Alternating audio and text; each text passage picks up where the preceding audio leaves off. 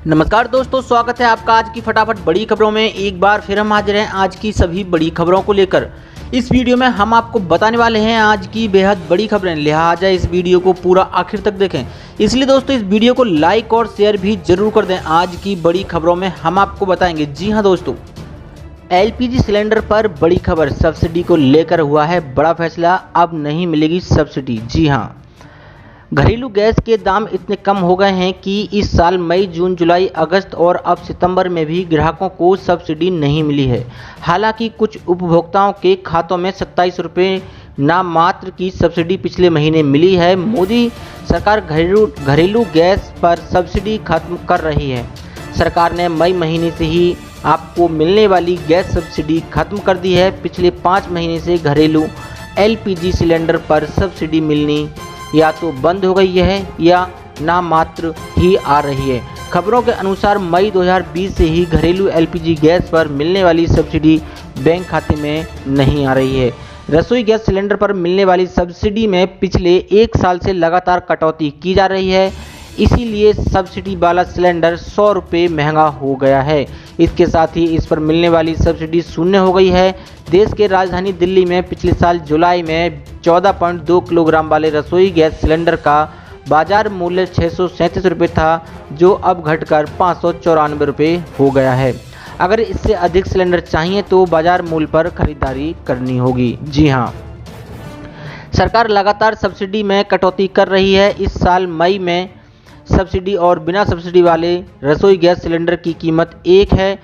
सरकार सब्सिडी के रूप में सब्सिडी और बिना सब्सिडी वाले रसोई गैस सिलेंडर की कीमत में अंतर को देती है। जब दोनों की कीमत लगभग एक है तो सब्सिडी भी शून्य हो गई है। यानी अगर अब बिना सब्सिडी वाले सिलेंडर की कीमत बढ़ती है तो सब्सिडी भी मिलनी शुरू हो जाएगी। साथ ही बढ़ते हैं आज की एक और बड़ी खबर की ओर। सरकारी कर्मचारियों के लिए बड़ी खबर है। दिवाली से पहले सरकारी कर्मचारियों के लिए आई है बड़ी खुशी की खबर। जी हाँ, दिवाली से पहले दिल्ली हाई कोर्ट ने उत्तरी दिल्ली नगर निगम एनडीएमसी के 9000 टीचर्स के अटके वेतन को लेकर निर्देश जारी कर दिए हैं। कोर्ट ने कहा है कि दिवाली नज़दीक है, ऐसे में उत्तरी दिल्ली नगर निगम इन कर्मचारियों के वेतन को लेकर उन्हें निराश ना करे।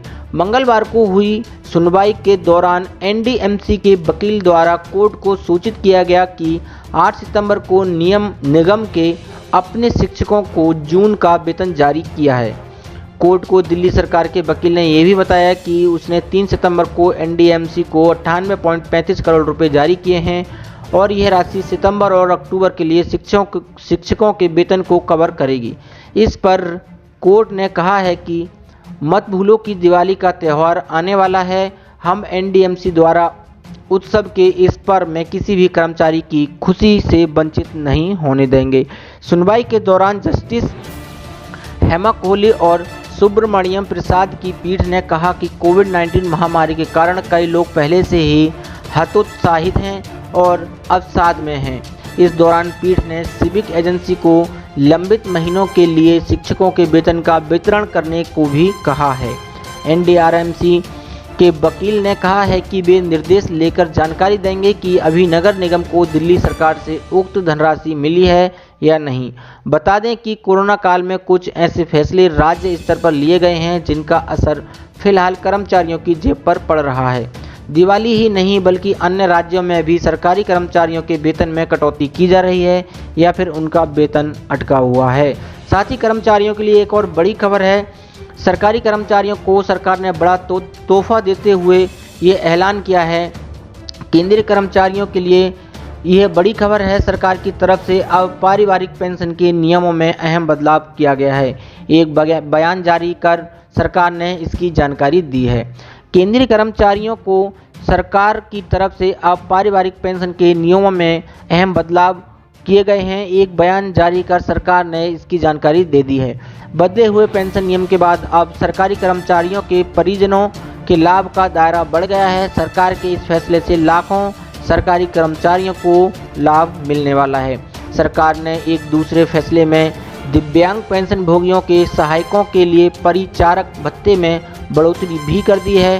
केंद्रीय मंत्री जितेंद्र सिंह ने शनिवार को बताया कि तलाक की याचिका लंबित रहने के दौरान भी दिवंगत केंद्रीय कर्मचारी की बेटी अब पारिवारिक पेंशन पाने की अधिकारी रहेगी। कार्मिक मंत्रालय की ओर से जारी बयान में जितेंद्र सिंह के हवाले से कहा गया है कि पारिवारिक पेंशन पाने के लिए तलाकशुदा बेटियों के लिए नियमों में ढील दी गई है। अब बेटी तब भी पारिवारिक पेंशन पाने की अधिकारी होगी अगर उसका अंतिम रूप से तलाक नहीं हुआ है, लेकिन उसने अपने कर्मचारी माता पिता के जीवन काल में ही तलाक याचिका दाखिल कर दी थी। पहले जो नियम था उसमें तलाकशुदा बेटी को तभी पारिवारिक पेंशन पाने का हक था जब उसने अपने कर्मचारी माता पिता के जीवन काल में ही तलाक ले लिया हो। केंद्रीय मंत्री ने बताया कि दिव्यांग बच्चों या भाई बहन को पारिवारिक पेंशन प्रदान करने के लिए भी निर्देश जारी किया गया है। अब दिव्यांगता प्रमाण पत्र अगर पेंशन भोगी माता या पिता की मौत के बाद भी प्रस्तुत किया जाता है तो वे पेंशन पाने के अधिकार होंगे, बशर्ते दिव्यांगता माता पिता के जीवन काल में हुई हो। दिव्यांग पेंशन भोगियों के सहायकों को मिलने वाले परिचारक भत्ते को बढ़ा दिया है। अब भत्ता 4500 रुपये से बढ़ाकर 6700 रुपये कर दिया गया है। सेवानिवृत्ति के बाद अपने बच्चों के साथ विदेश में जाकर रह रहे वरिष्ठ नागरिकों की सुविधा को ध्यान में रखते हुए भारतीय दूतावासों, वाणिज्य दूतावासों और उच्चायोगों को निर्देश दिए गए हैं कि वे वहीं उन्हें जीवन प्रमाण पत्र उपलब्ध कराएं और पारिवारिक पेंशन शुरू कराएं। पेंशन वितरित करने वाले सभी बैंकों को भी आदेश दिया गया है कि बैंक आने में असमर्थ पेंशन भोगियों को घर पर ही जीवित होने का प्रमाण पत्र उपलब्ध कराया जाए। साथ ही पेंशन भोगियों के लिए एक बड़ी खबर निकल के आ रही है। देश के 65 लाख पेंशन भोगियों के लिए बड़ी खुशखबरी है। बेसिक पेंशन को लेकर हो गया है बड़ा फैसला। जी हाँ, देश के 65 लाख पेंशन भोगियों के लिए ये एक अच्छी खबर है। जल्द ही इनकी बेसिक पेंशन की राशि में इजाफा हो सकता है। सरकार इस संबंध में निर्णय कर सकती है। यदि सब कुछ ठीक रहा तो कर्मचारी भविष्य निधि संगठन यानी EPFO इसे लेकर व्यवस्था बना सकती है। असल में भाजपा ने श्रम मंत्रालय को इस आशय का एक प्रस्ताव भेजा है।